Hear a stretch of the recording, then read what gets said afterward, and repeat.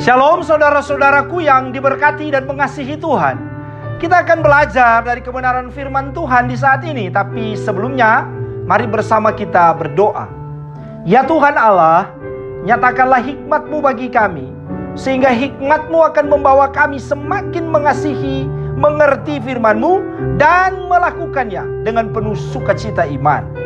Anugerahkanlah kuasa Roh Kudus-Mu bagi kami semua yang membaca dan merenungkan kebenaran firman-Mu ini. Di dalam nama Yesus Kristus firman yang hidup, kami berdoa. Amin.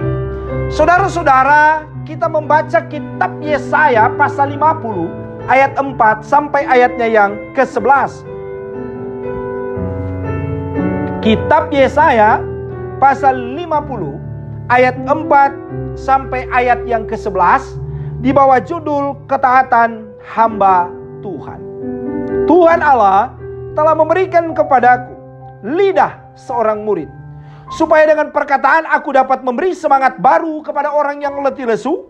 Setiap pagi ia mempertajam pendengaranku untuk mendengar seperti seorang murid.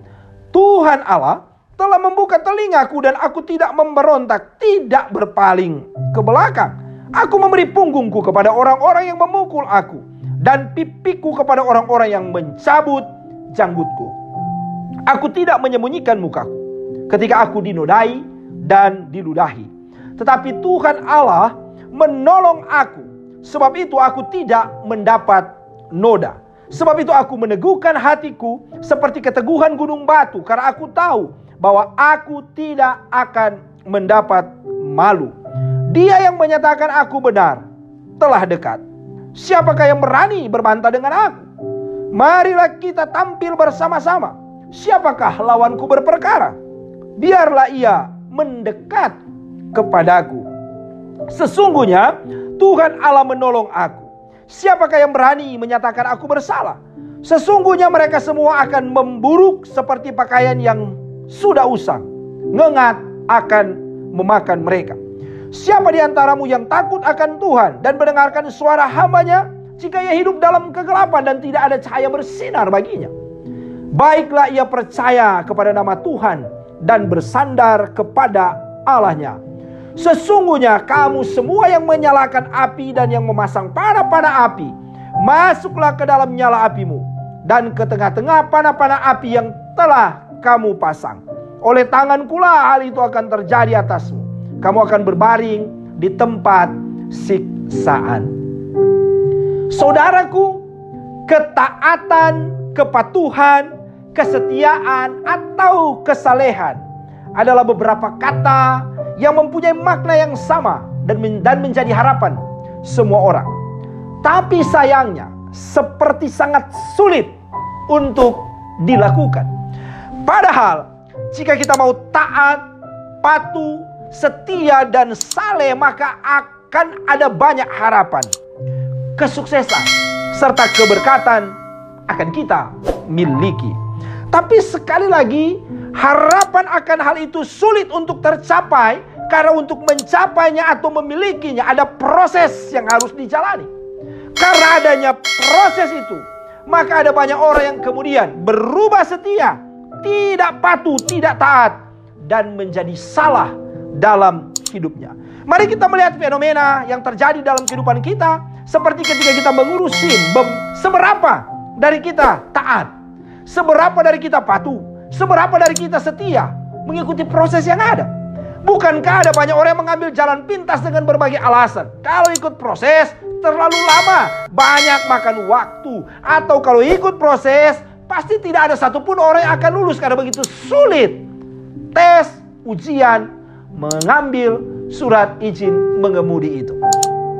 Ataupun dalam fenomena yang lain, ada banyak orang yang takut kecantikannya berkurang, apalagi setelah habis keramas, maka mereka tidak mau menggunakan helm sebagai pelindung kepala. Ada juga yang kemudian tidak berjuang, tidak bekerja, tapi kemudian menikmati kemenangan dengan mengambil hasil kerja orang lain, dengan mengklaim bahwa itu adalah karyanya.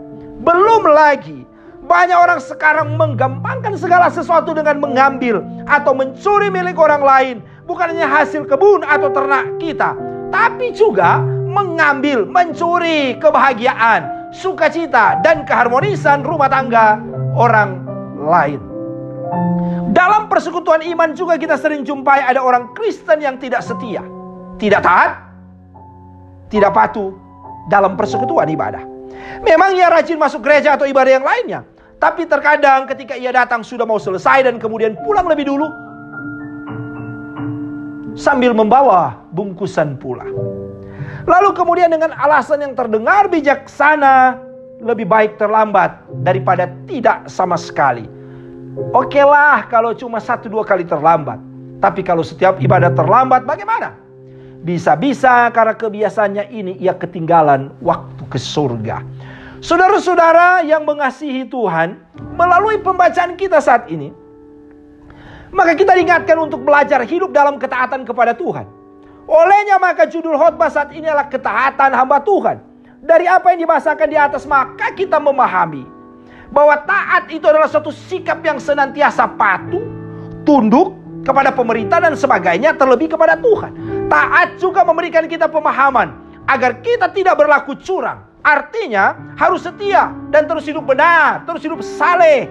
Tantangannya sekarang adalah tidak mudah menjalani itu semua dengan realita yang tidak dapat kita pungkiri sebagaimana yang telah digambarkan di awal khotbah. Tetapi dalam ketidakmudahan itu kemudian membuat kita tidak mau taat. Apakah kita tidak mau setia, tidak patuh dan terus benar? Disitulah challenge-nya. Disitulah tantangan bagi kita sebagai orang beriman kepada Yesus Kristus Tuhan dan Juru Selamat kita. Kitab Yesaya yang menjadi bacaan kita sekarang memberitahukan bagaimana caranya untuk menjadi taat itu. Sebab Tuhan sendiri telah menyatakan kepada Nabi Yesaya dan akan ada penghukuman Tuhan terhadap kedegilan hati yang berakibat dosa dan menggerogoti umat. Ketidaktaatan umat harus diingatkan dan dihukum. Serta Nabi Yesaya adalah contoh atau teladan yang harus dilihat oleh umat yang tidak setia itu di masa pembuangan. Untuk itu Tuhan mengingatkan, Tuhan mengatakan kepada Yesaya dan kemudian dituliskannya mulai dari ayat 4 sampai ayat 5a bahwa ia telah diberi lidah, Ibraninya Natan Lileson, lidah dari orang-orang sebagai seorang murid, murid limudim, yaitu dapat diartikan terpelajar, agar supaya dengan demikian ia memberikan penghiburan dan menguatkan orang-orang yang letih lesu. Ibraninya et yaeb, lelah, letih, bosan, jemu, lemah, menjadi lemah. Kemudian setiap pagi ia mempertajam, Ibraninya yair, menggerakkan, membangunkan, menjadikan tajam pendengaranku, Ibraninya osen, telinga atau pendengaran sebagai seorang murid. Dengan demikian maka apa yang dilakukan Tuhan terhadapnya adalah proses belajar mengajar yang berlangsung terus-menerus di sepanjang hidup sang hamba, agar dengan demikian sang hamba akan terus-menerus bertindak atau melakukan hal itu di sepanjang kehidupannya. Ketika proses sang hamba ini telah dilewati menjadi seorang murid yang taat, maka sekarang dalam ketaatannya itu ia di dalam ayat 5b sampai 6 tidak memberontak, Ibraninya mariti, tidak marah, tidak berlaku degil, tidak berlaku keras kepala, tidak berpaling ke belakang, nesugoti, berbalik, menyimpang, tidak setia, kecut hati atau mundur. Ia juga memberi, Ibraninya Natan, memberi, mengizinkan, membiarkan punggungnya, Ibraninya Gewi, kembali punggung belakang kepada orang-orang yang memukul aku, Ibraninya lemakim dari kata nikah, menghantam, menyerang, membinasakan atau membunuh. Di sini kita mendapati ternyata dalam ketaatan sang hamba, ia telah membiarkan orang-orang untuk menghantam atau memukulnya. Hal ini tentu saja sebuah bentuk kerelaan menjadi seorang hamba Tuhan. Bahkan ketika pipi dan janggutnya dicabut, Ibraninya lemortim dari kata marat, mencabut rambut, sang hamba kemudian tidak menyembunyikan mukanya, Ibraninya histarti dari kata satar, yaitu menutup, menyamar, disembunyikan, berlindung atau dirahasiakan. Ketika dinodai, Ibraninya mikelimot dari kata kelima, aib, malu, celah, dan diludahi, Ibraninya rok, ludah atau air ludah. Penderitaan sang hamba di sini bukanlah hal yang biasa, karena meludah di wajah dan mencabut janggut adalah penghinaan yang paling memalukan pada saat itu, bahkan sampai sekarang. Apa yang dialami sang hamba ini adalah karena perlakuan orang yang jahat terhadapnya. Tetapi karena ia tahu harus menjalaninya, maka dalam ketaatan sebagai seorang murid, ia menjalaninya dengan rela. Karena ia tahu sebagai hamba Tuhan dia berbeda dengan mereka yang jahat. Sang hamba yakin bahwa ketaatan dan kesetiaannya membawa ia pasti ditolong Tuhan. Ia tidak berubah setia akibat hal-hal yang dialaminya dalam hidup. Sebagaimana ia ungkapkan di ayat yang ke-7. Tuhan Allah menolongnya. Dari kata Ibrani, ya asar dari kata asar. Terus menerus ditolong, dibantu, didukung. Kata ini adalah kata intensif atau continue. Dengan pertolongan yang continue ini, maka sang hamba yakin bahwa ia tidak akan mendapat noda.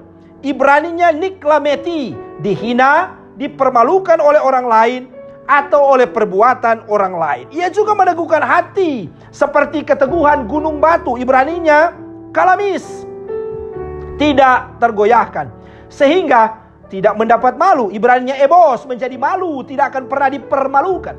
Setelah itu sang hamba dalam ayat 8 dan 9 menegaskan dan juga menantang orang-orang yang jahat. Tidak benar itu.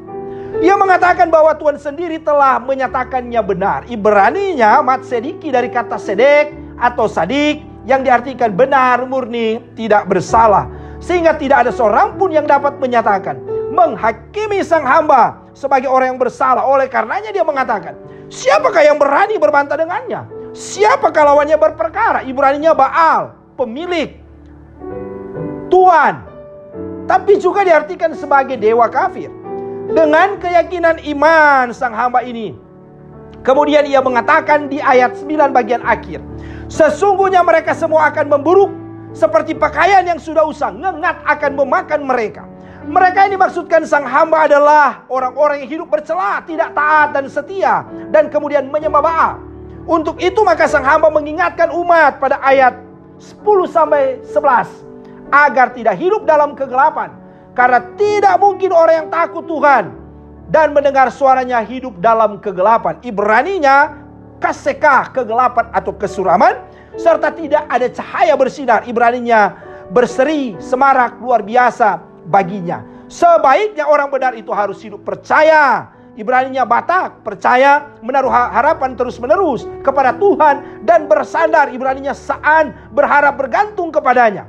Sebab jika tidak, maka tempat siksaan, Ibraninya Ma'atseba, sengsara, tempat sakit, maut atau kenestapaan akan menjadi bagian kehidupan mereka yang tidak setia. Bukankah memang mereka sendiri yang menyalakan api, memasang panah-panah api? Hal ini diingatkan kepada mereka, jika tidak bertobat, maka mereka akan menerima konsekuensi dari dosa. Saudara-saudaraku yang terkasih dalam Yesus Kristus, ketika kita melihat bagaimana keadaan Nabi Yesaya sebagai hamba Tuhan dan juga umat pada saat itu yang berdosa, maka dalam penghayatan dan pemaknaan di Minggu Sengsara Tuhan Yesus Kristus yang kedua ini, kita terus-menerus diingatkan untuk pertama, menjadi seorang murid yang setia kepada Tuhan dengan terus-menerus melatih lidah kita menyatakan hal yang benar, yang membangun, yang menghibur, yang menguatkan orang lain, dan bukan menjadikan lidah kita sebagai senjata untuk membuat orang lain menderita, sedih dan lemah, serta kehilangan pengharapan. Ingat Amsal 18 ayat 21. Hidup dan mati dikuasai lidah. Siapa suka menggemakannya akan memakan buahnya. Menjadi seorang murid juga bukan hanya sekedar berbicara, tapi juga penting untuk mendengar. Bukankah perkataan yang baik dan benar berawal dari mendengar dengan seksama secara baik dan benar? Latihlah diri kita untuk mendengar yang benar secara lengkap dan utuh, serta bukan hanya sepotong-sepotong. Yakobus 1 ayat 19 mengatakan, hendaklah tiap-tiap orang cepat untuk mendengar, tetapi lambat untuk berbicara dan lambat untuk marah. Ingatlah, Yesus dalam penderitaannya tidak sedikit pun perkataannya yang membawa orang lain sakit hati dan menderita. dalam penderitaan yang sangat sekalipun, ia berkata, "Ya Bapa, ampunilah mereka, sebab mereka tidak tahu apa yang mereka perbuat." Hal yang kedua, menjadi taat tidaklah mudah. Karena itu kita harus melewati segala macam proses dalam kehidupan yang kita jalani. Tergantung diri kita, apakah tetap setia dalam Tuhan ataukah berubah setia. Belajar dari Yesaya dan juga Yesus Kristus yang menderita dan tetap setia serta taat menjalani proses kehinaan sekalipun untuk mencapai kemuliaan, maka kita pun akan melewati dan menjalaninya. Sebagaimana Ayub juga pernah mengatakan, "Karena ia tahu jalan hidupku, seandainya ia menguji aku akan timbul seperti emas." Ayub 23 ayat 10. Nikmati proses, tetaplah dan teruslah progres. Tidak mudah memang diproses, karena terkadang proses itu membawa kesakitan, entah itu semenit, sejam, sehari, sebulan, atau setahun. Jika kita menyerah, maka rasa sakit itu akan terasa selamanya. Scott Peck mengatakan, cara tercepat untuk mengubah sikap kita terhadap rasa sakit adalah menerima kenyataan bahwa segala sesuatu yang terjadi pada kita sebenarnya telah dirancang Tuhan untuk pertumbuhan iman kita. Ingatlah, saat diproses, teruslah maju, jangan mundur. Dan lihatlah kemuliaan salib dalam penderitaan yang dialami Yesus Kristus, bahwa Dia Tuhan telah menang dan kita pun akan dimenangkannya. Tetaplah setia, tetaplah taat. Hal yang ketiga, jangan menyalahkan orang lain yang benar agar saudara punya teman yang sama-sama salah dalam hidup di dalam dosa. Latihlah diri kita untuk terus hidup dalam kebenaran dan tidak berupaya untuk selalu membenarkan diri. Sebab dengan membenarkan diri, maka terbuka peluang untuk menyalahkan orang lain dan merasa paling benar, padahal cemar dan tak benar. Kita mengingat bagaimana penyalipan Yesus telah membawa sekelompok orang berusaha untuk membenarkan diri dan merasa paling benar dan menyalahkan orang benar, yaitu Yesus Kristus. Hal yang keempat, Samuel Nahrila, seorang sastrawan dan menjadi Perdana Menteri keturunan Yahudi di Granada, Spanyol pada masa kejayaan Islam pada abad yang ke-10 mengatakan, kebenaran menyakitkan seperti duri pada awalnya, tetapi pada akhirnya ia mekar seperti mawar. Sesakit apapun suatu kebenaran, maka ia tidak boleh dipendam, tapi harus dikatakan, agar supaya orang yang telah salah mengetahui kesalahan mereka. Dengan mengetahui kesalahan itu, maka ada dua pilihan bagi mereka: tetap dalam keadaan salah, tetap dalam kesalahan yang terasa menyenangkan tapi membinasakan, ataukah melakukan kebenaran sekalipun ada kesakitan tapi pasti menyelamatkan hidup. Ingatlah, Nabi Yesaya sebagai hamba yang benar menyatakan kebenaran, bahkan menantang orang yang tidak benar agar hidup benar. Semua dilakukan agar orang percaya, selamat, dan bukan binasa.